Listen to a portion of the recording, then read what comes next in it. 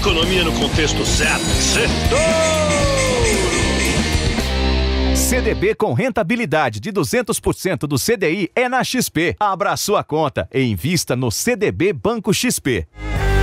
Boa noite, ouvintes da Jovem Pan, bem-vindos a mais um Sextouro, o resumo da semana econômica no contexto certo. E nessa primeira semana cheia de outubro, volatilidade foi a regra, incerteza sobre a política fiscal e monetária dos Estados Unidos, buracos na cadeia de abastecimento, crise energética na Europa, dúvidas fiscais no Brasil, dados mais fracos da atividade brasileira, tudo contribuiu para o vai e vem das bolsas. A gente viu a busca, a procura por pichinchas aqui e lá nos Estados Unidos. Na verdade, esse ano, a maioria das altas da Bolsa veio depois de quedas firmes. O velho caiu, comprou. Mas em meio a essa tempestade, surgiram dois heróis improváveis essa semana. O presidente da Rússia, Vladimir Putin, e Mitch McConnell, o líder do republicano lá do Senado americano. Ele é desconhecido aqui no Brasil, mas muito famoso lá nos Estados Unidos. Nós já vamos falar dele. Destaque também para os dados do emprego e atividade dos Estados Unidos, que trouxeram surpresas e embolaram tudo.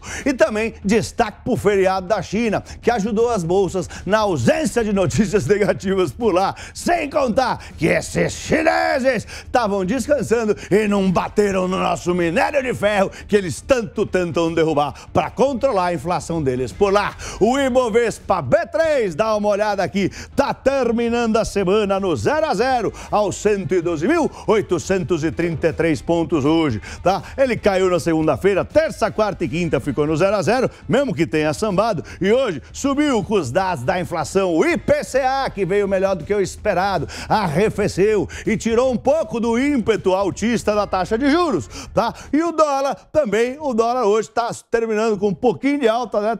Hoje termina com, na semana está terminando com 2,70, 2,80 de alta, aos R$ 5,51. E teve uma semana um pouco mais com tendência de alta, diferente da Bolsa, que sambou a semana inteira. Mas vamos lá para os pontos que eu separei, que eu escolhi para esse nosso sextouro de hoje. Primeiro ponto, dois heróis improváveis. Dois riscos importantes essa semana fizeram surgir dois heróis que não estavam na cartilha.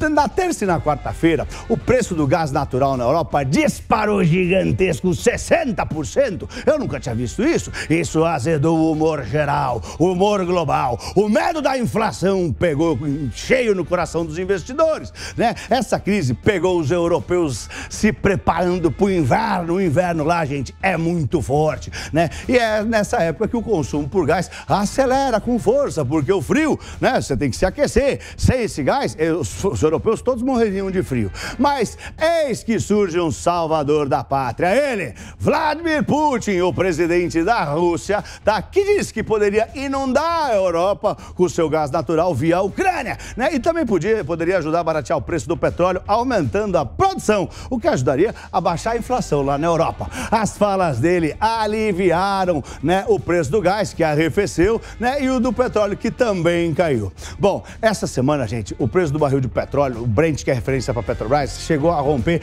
a marca dos $83. É a maior cotação em 7 anos. Isso aconteceu depois que a OPEP decidiu manter o plano de voo deles em aumentar a oferta de barris de petróleo por dia em apenas 400 mil barris. O cartel vai, como combinado, vai aumentar só em 400 mil barris de petróleo a produção diária mundial. O segundo herói da semana aqui é o Mitch McConnell. Ele é o líder dos republicanos lá no Senado americano, tá? E ele ofereceu aos democratas de Joe Biden uma saída, tá? Eles estavam numa situação, eles estão numa sinuca de bico lá, né? Pouco antes, né?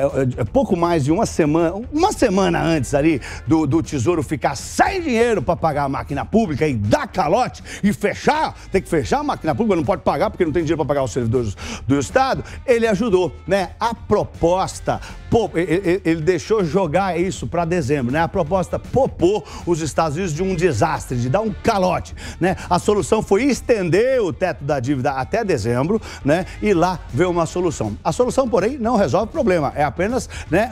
Eles estão rolando o problema para daqui 2 meses para frente. O segundo ponto é a retomada americana. Será que está tendo? Bom, a maior parte dos indicadores econômicos dos Estados Unidos divulgado essa semana sugerem que a economia começou a sair da crise, tá?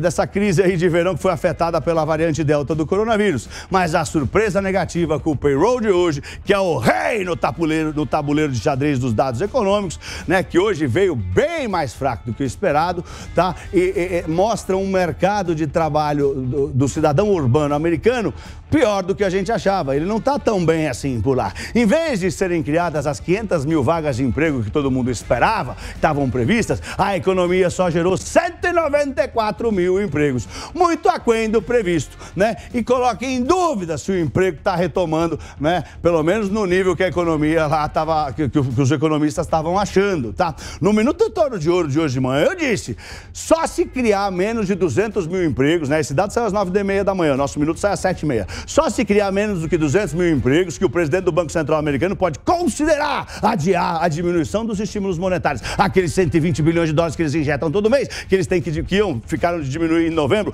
para 110, para 90, vamos ver. Bom, talvez esse dado ponha em xeque a projeção de que a redução dos estímulos pelo Banco Central vai acontecer no mês que vem. Quem sabe eles adiam. Outro dado que saiu que deixa tudo confuso é o desemprego, que veio melhor do que o esperado. Outros indicadores que vieram positivos também sugerem a retomada. E agora? O emprego está ruim, o desemprego está melhorando, está tudo uma bagunça. Em qual deles o Banco Central americano vai acreditar? Os indicadores positivos foram, primeiro, o ISM da atividade de serviços, que é um primo do PMI, tá? Que subiu para quase 62. O previsto era 60. Né? É bom isso aí. Né? Esse índice, ele sinaliza que o setor de serviços, que é o mais importante dos Estados Unidos, está melhorando. O segundo dado são os pedidos de seguro-desemprego, que vieram menor do que o esperado. Menos gente pediu ajuda. Só 326 mil pessoas pediram auxílio-desemprego. Só entre aspas, tá, gente? Porque o pessoal achava que 345 mil pessoas iam pedir ajuda. Menos gente pediu ajuda por perder o emprego. Terceiro dado positivo, o emprego do setor privado, o tal do ADP, também animou os investidores na quarta-feira, com a criação de quase 570 mil empregos. A projeção era que se criasse só 430 mil empregos lá na economia privada americana. Isso foi bom, tá? Bom, terceiro ponto do meu sextouro aqui, a economia do Brasil frustra, mas a inflação alivia. Os dados econômicos do Brasil de agosto, mesmo que sejam os dados que a gente olha pelo retrovisor, frustraram os investidores. A produção industrial caiu 0,7%. É a terceira queda seguida e a expectativa era de alta. E está caindo por quê? Por falta de insumos, de matéria-prima e um monte de outras coisas. Sem contar a alta dos custos para produzir agora. Já as vendas no varejo recuaram 3,1%, quando a estimativa era uma alta de 0,7%. O pessoal achou que o varejo ia vender mais, recuou, tá? O resultado está muito ligado à piora da renda, à medida que a inflação está muito forte. Já a inflação trouxe alívio. Hoje a gente viu as imagens da Bolsa subindo. O IPCA de setembro, que saiu agora há pouco não, saiu hoje de manhã, né? Apesar de salgado, subiu 1,16, né? Abaixo dos 1,25 esperados.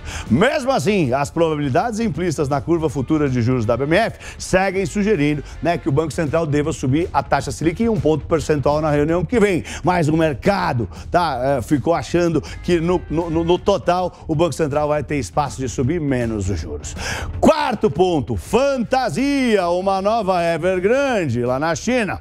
Nessa semana a gente soube de mais uma imobiliária chinesa, mais uma incorporadora que deu calote nos seus credores, tá? A situação do grupo Fantasia Holdings aumentou a preocupação com o setor imobiliário chinês, tá?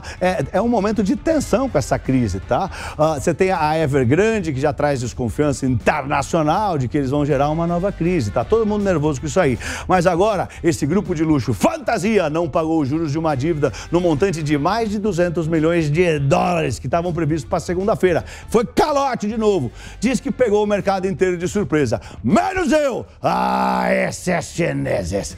Quinto ponto que eu separei para esse sexturo, Bitcoin. Nessa semana o Bitcoin voltou a brilhar, tocou 55 mil dólares, tá? A gente sabe que a volatilidade das criptomoedas é gigante, tá? Mas o Bitcoin, ai meu Deus, esse ano o Bitcoin já chegou a bater 64 mil dólares, depois bateu 30 mil dólares, o negócio tá uma bagunça.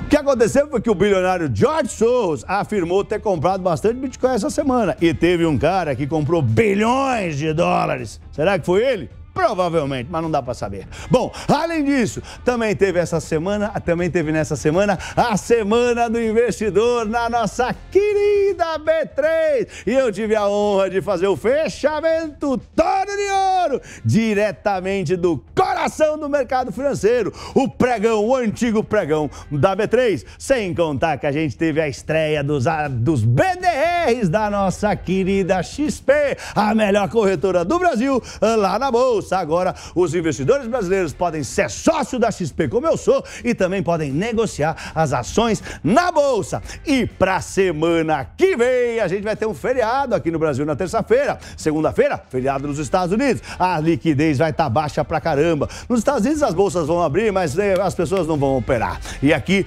com certeza, na segunda, a liquidez vai ficar muito baixa devido a esses feriados. Na quarta-feira vai ser vencimento de opções sobre o Ibovespa B3 e também do Ibovespa B3 Futuro. Já na sexta, é a vez de vencerem as opções sobre ações na B3. A agenda americana tá cheia. Podemos falar da ata do FONC, que é a reunião dos juros lá nos Estados Unidos, os dados da inflação, além do começo da temporada de balanços do terceiro trimestre lá nos Estados Unidos, que vai começar com os bancos divulgando seus resultados. E se você se interessa pelos indicadores econômicos que a gente cobre aqui no Sextor e como eles mexem nas marés dos mercados, como impactam na bolsa, na dólar e nos juros, invista no melhor curso de indicadores do Brasil, o curso Toro de Ouro. Acesse a newcursos.com.br, use o voucher de desconto Sextoro e compre o curso Toro de Ouro em 12 vezes de menos de R$ 75. Cursos.com.br. Além disso, se você quiser me seguir nas minhas mídias sociais, o meu arroba é @PabloSpyer, @PabloSpyer. Tudo junto. Gente, é isso aí. Eu espero que vocês tenham tido uma semana próspera. E agora tenham um lindo fim de semana em família. Eu sou Pablo. Boa noite. Vai, Torinho! Vai, Torinho!